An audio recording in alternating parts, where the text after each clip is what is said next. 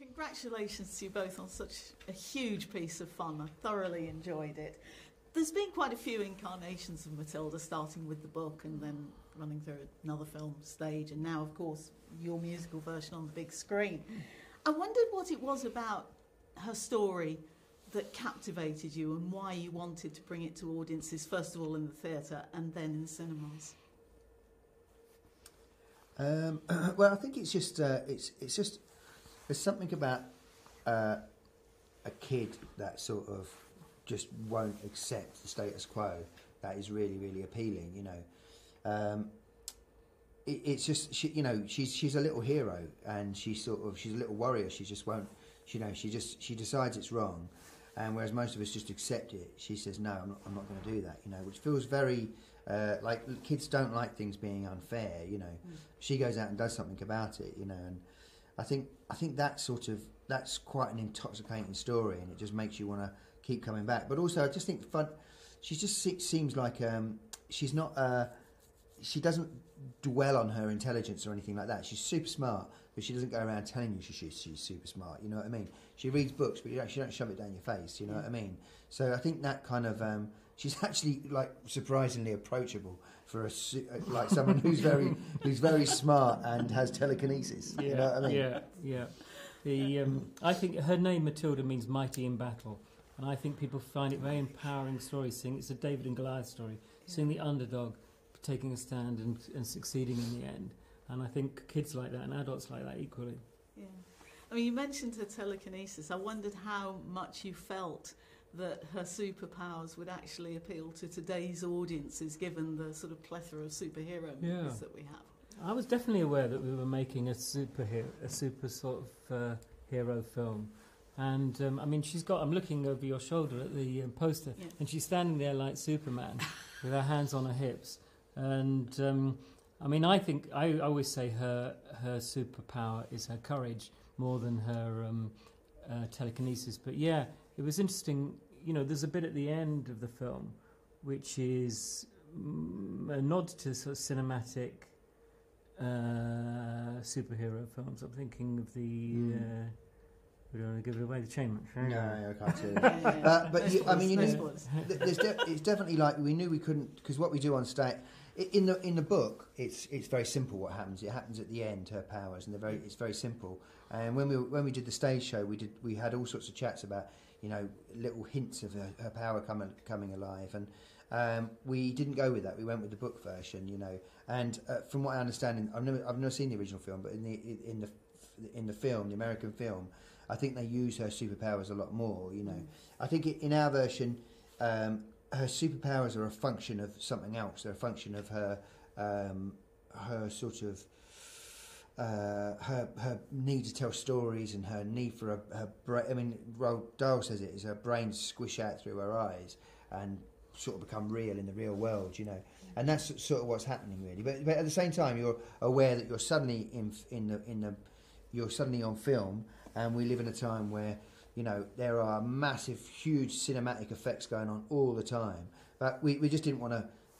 That wasn't what we wanted the film to be about. We wanted to be able to use it, but not make the film about that. I think, wasn't it? Yeah, it's good. Yeah. And you've got Lashana Lynch as Miss Honey. Now, we're used to seeing her in sort of very physical roles, Bond, The Woman King, and so forth. This is a completely different side to her, and she's absolutely great in the role. Why did you choose her for Miss Honey? Because I gather this is the first time she's sung. Is that right? Yes, and she started off in a band, I think. So oh, really? Yeah, she was looking for something that she could sing in, and yeah, she came and auditioned, which was amazing, and she sang for me, and we did sing together, and I think it's not only Lashana, but all of the characters. The adult characters, so Stephen Graham and Andrea Riseborough and Emma as well. I think what appealed to them about this is them travelling towards a character that they hadn't normally played, being something a bit different from what we're used to seeing them do. That's definitely the case with Lashana. She talked about really being excited about playing a character with vulnerability, and she's totally marvellous in the part, really perfect. And talking about auditions, how many girls did you have to audition for the part of Matilda? Well, did you lose count? Yes, a casting director and a couple of assistants, they went out, and somebody, Nick Ashton, who on my behalf went out touring the country doing open auditions, and we also had a lot of self-tape submissions. So we're up into the thousands. This is for all of the children in all of the roles as well.